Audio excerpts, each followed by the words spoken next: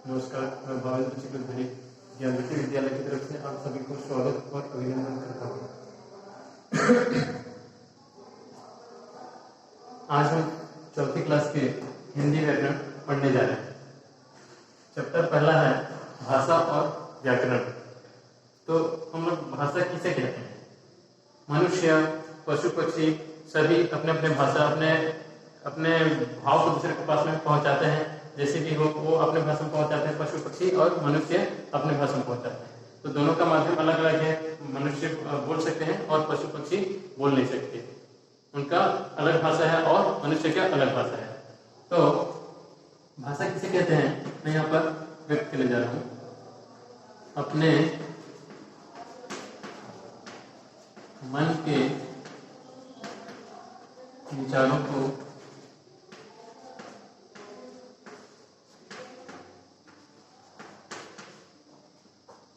दूसरे के पास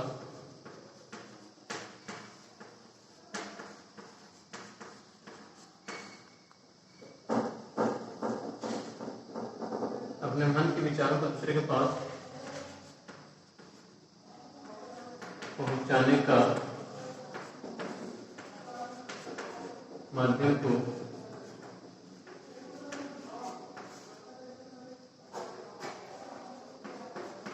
हम भाषा कहते हैं।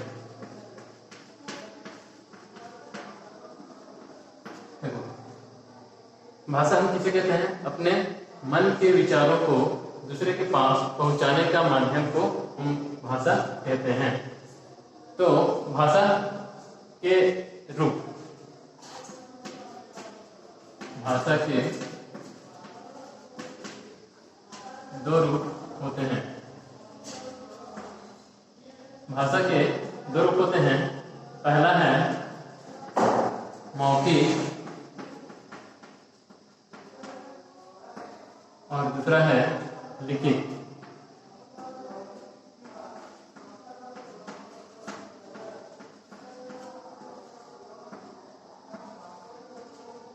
देखो, भाषा के कितने रूप होते हैं? भाषा के कुल दो रूप होते हैं। पहला है मौखिक और दूसरा लिखित। तो मौखिक भाषा हम किसे कहते हैं? अपने मन के विचार को अपने मन के विचारों को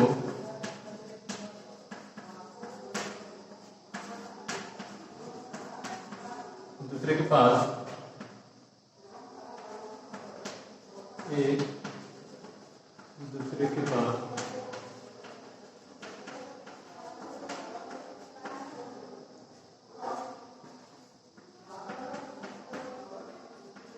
बोलकर व्यक्त करना।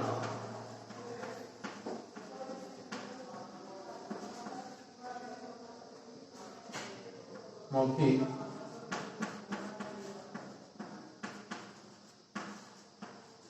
भाषा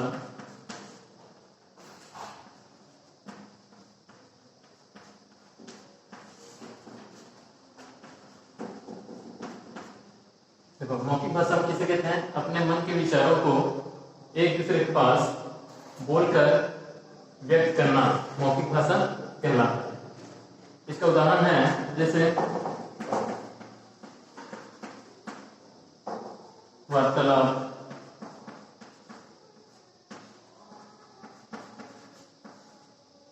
वाद विवाद,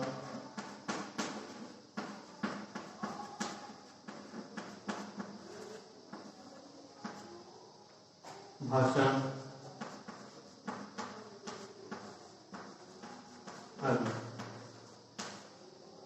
तो जैसे कि हम लोग वार्तालाप, आपस में एक दूसरे से वार्तालाप करना, ये मौखिक भाषा कहलाता है। वाद विवाद, आपस में वाद विवाद करते हैं तो वो भी किसमें आता है? मौखिक भाषा में। और भाषण देना या फिर पढ़ाना, खाली मुंह पढ़ाने का ये है मौखिक भाषा कहलाता है। और हम लोग लिख के जो पढ़ाते हैं वो लिखित भाषा में आ जाता है। अब लिखित भाषा में देखते हैं हम लोग। मौखिक का हो गया अपने मन के विचारों को एक दूसरे के पास बोलकर व्यक्त करना मौखिक भाषा कहलाता है। उसका उदाहरण यहाँ पर है वार्तालाप, वाद विवाद और भाषण आदि। अब देखते हैं हम लोग लिखित। तो लिखित भाषा हम किसे कहते हैं? अपने मन के विचारों को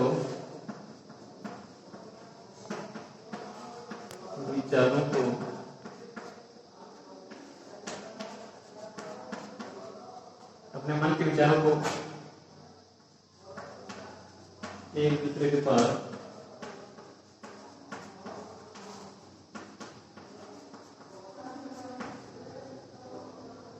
लिख कर व्यक्त करना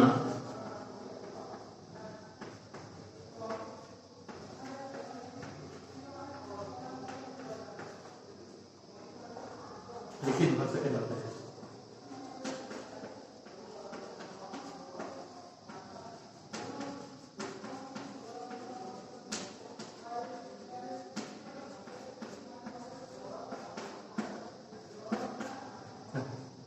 लिखित भाषा हम किसे कहते हैं? अपने मन के विचारों को एक दूसरे के पास लिख कर व्यक्त करना लिखित भाषा कहलाता है। यानी अपने जो मन के भाव है या मन के जो विचार है उसे हम लोग लिख करके एक जगह से दूसरे जगह भेजेंगे या दूसरे व्यक्ति के पास भेजेंगे, वो लिखित भाषा में आता है। तो इसका उदाहरण है, इसका जैसे कि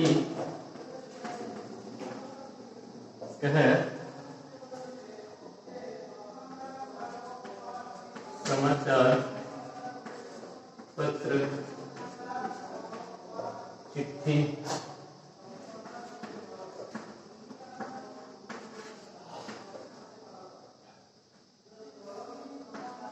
ईमेल,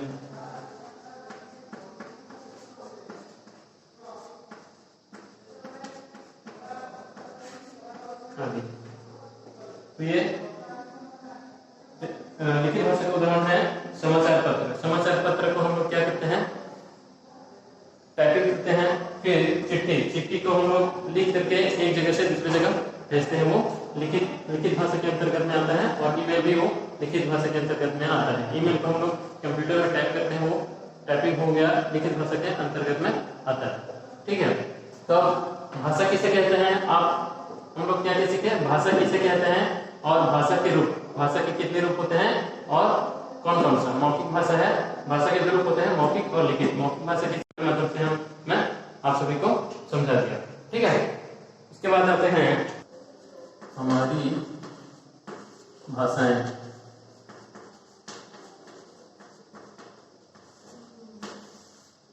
भारत में बहुत सारे भाषाएं बोली जाती हैं, सैकड़ों भाषा बोली जाती हैं। उसमें से हमारे देश में, हमारे संविधान में 22 भाषा को भारत का संविधान में बोले जाते हैं।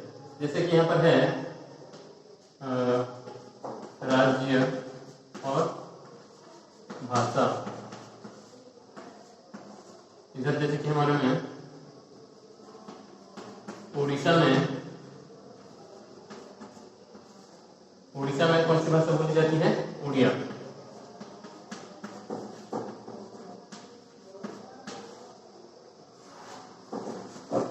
आंध्र प्रदेश में कौन सी भाषा बोली जाती है? तेलुगु।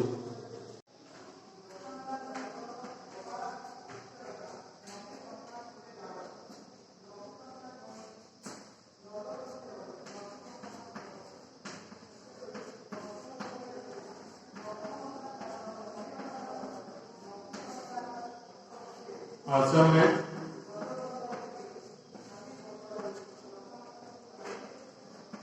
असमी।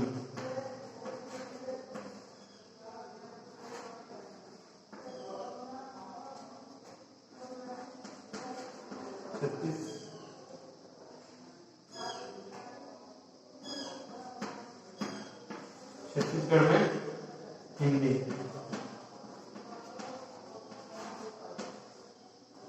महाराष्ट्र में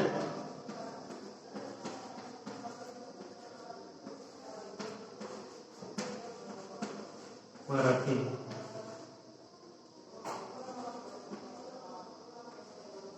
पंजाब में पंजाबी।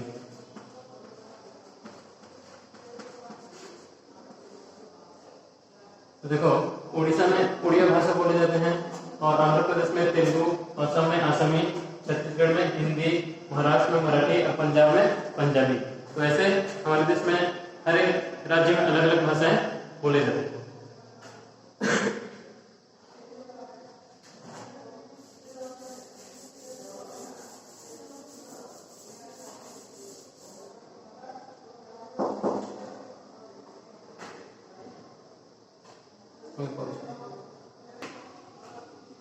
अब देखो, हमारे देश में 14 सितंबर को हिंदी दिवस मनाया जाता है। भारत में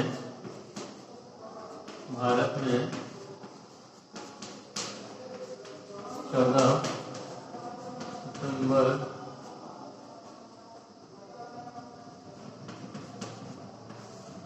को हिंदी दिवस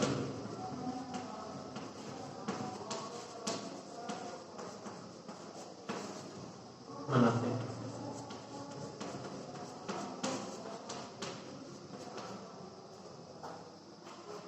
अब हिंदी हमारा राजभाषा है। इसके बाद हम लोग पढ़ेंगे लिपि।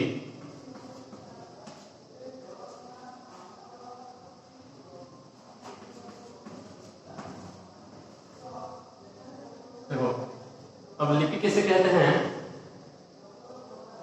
मनुष्य अपने भाव को भाषा द्वारा भी समझाते हैं और संकेतों द्वारा भी समझाते हैं और इशारों द्वारा भी समझाते हैं। तो भाषा को लिखने के लिए जो माध्यम होते हैं उसे हम क्या कहते हैं? लिपि कहते हैं। लिपि किसे कहते हैं? भाषा को लिखने के लिए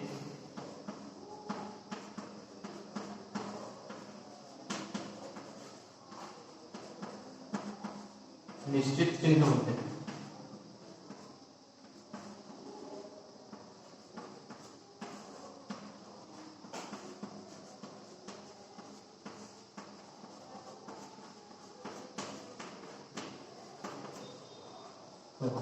भाषा को लिखने के लिए निश्चित चिन्ह होते हैं।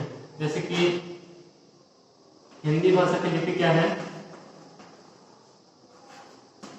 हिंदी भाषा का लिपि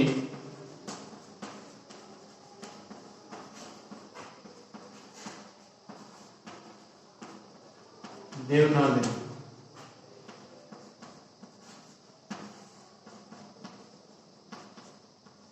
हिंदी भाषा की लिपि देवनागरी है।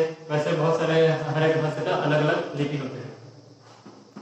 जैसे कि यहाँ पर है हिंदी भाषा की लिपि देवनागरी है। अंग्रेजी का है, अंग्रेजी भाषा का लिपि रोमन है।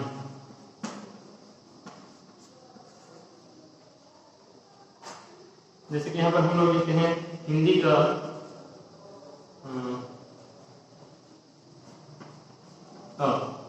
ये हिंदी में तो इसका लिपि ये देवनागरी लिपि है। ये कौन सा लिपि है? देवनागरी। देवनागरी में हुआ तो इसका रोमन में क्या होगा? इसका रोमन लिपि में इसको हम लोग ए लिखते हैं। ठीक है। तो यहाँ पर हिंदी का लिपि देवनागरी है। देवनागरी में क्या हुआ तो इंग्लिश में क्या लिखेंगे? हम लोग के लिखेंगे या फिर सी। ये भी होता है। ठीक है।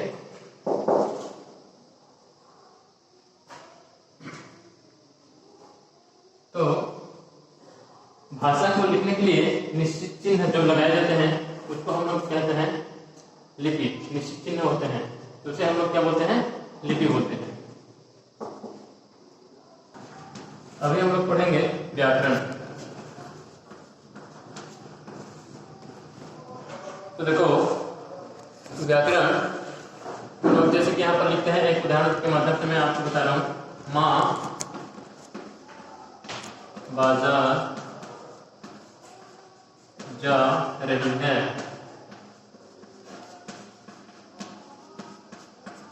माँ बाजार जा रही है। और है उदाहरण में यहाँ पर कि रोहन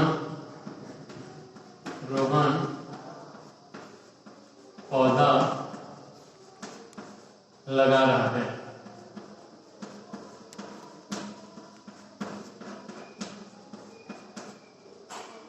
माँ बाजार जा रही है, रोहन पौधा लगा रहा है। तो इसमें पहले हम लोग माँ बाजार जा रही है, यहाँ पर पहले सेंटेंस लिखे हम लोग, पहले वाक्य लिखे माँ बाजार जा रही है और ये दूसरा वाक्य है रोहन पौधा लगा रहा है। तो यहाँ पर है पहले भाषा के कुछ नियम होते हैं। जैसे कि जो हम जो हमें शुद्ध या अशुद्धियां का जानकारी देते हैं, जैसे कि यह ज्ञान हमें व्याकरण से मिलते हैं। भाषा में जैसे कि हम लोग यहाँ पर लिख देंगे वहाँ बाजार जा रहा है, तो ये सेंटेंस क्या हो जाएगा, ये वाक्य हो जाएगा गलत हो जाएगा, वहाँ बाजार जा रही है, ये सही है। इसकी जगह में हम लोग अगर व्याकरण नहीं पढ़ते तो यहाँ पर अलग भी लिख सकते थे, है कि नहीं। और जैसे कि व्याकरण हमें शुद्ध बोलना, पढ़ना और लिखना सिखाता है, तो इसे हम लोग क्या कहते हैं, व्याकरण कहते हैं। शुद्ध बोलना, पढ़ना और लिखना, शुद्ध बोलना, पढ़ना और लिखना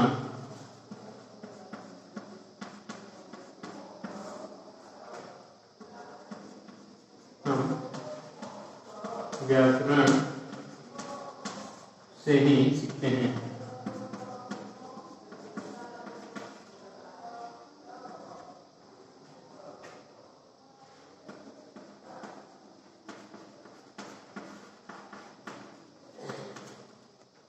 तो देखो व्याकरण से हम क्या सीखते हैं कि शुद्ध बोलना, शुद्ध पढ़ना और शुद्ध लिखना हम किससे सीखते हैं, व्याकरण से ही सीखते हैं। ठीक है।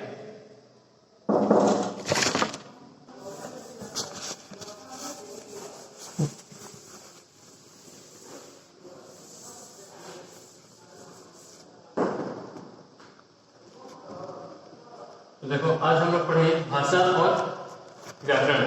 तो भाषा हम किसे कहते हैं, अपनी बात कहने और दूसरों की बात समझने का माध्यम को हम लोग भाषा कहते हैं, यानी अपनी बात कहना और दूसरे की बात को समझना, उसे हम भाषा कहते हैं। हम लोग आज क्या पढ़े, पहला है भाषा पढ़ लिए, उसके बाद भाषा के रूप, भाषा के रूप, भाषा के रूप भी पढ़ लिए। उसके बाद में भाषा के कितने रूप होते हैं, दो रूप होते हैं, पहला मौखिक, दूसरा लिखित, वो भी पढ़ चुके। उसके बाद में हम लोग पढ़े लिपि, लिपि भी पढ़ चुके हम लोग। लिपि किसे कहते हैं उसको भी मालूम है। हिंदी देवनागरी में, हिंदी का लिपि कौन सा ये में लिखा जाता है, देवनागरी में, और गुजरात का गुजराती में, महाराष्ट्र का मराठी में, महाराष्ट्र का हिंदी, महाराष्ट्र का हिंदी लिपि है। और भाषा को शुद्ध रूप में लिखने, बोलने और पढ़ने का ज्ञान हमें व्याकरण से ही मिलता है। तो बच्चों हम लोग जो पढ़े उसके लिए आप लोग के लिए छोटा सा मैं गृह कार्य देना चाहता हूँ। इसको आप लोग घर में भी अभ्यास कर सकते हैं। जैसे कि यहाँ पर है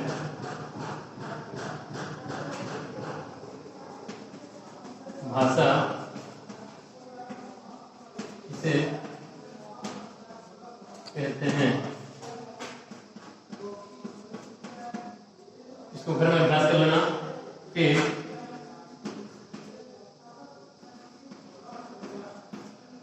भाषा के रूप,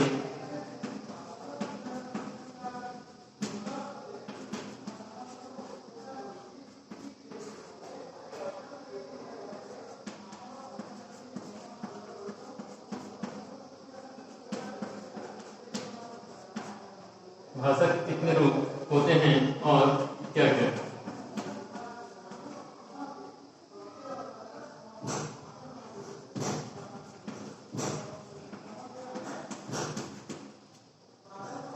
तीसरा प्रश्न है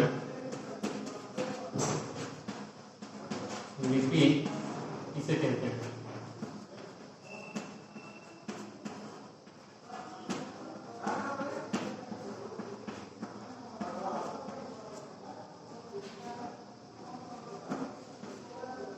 हिंदी की आवाज कब बनाया जाता है।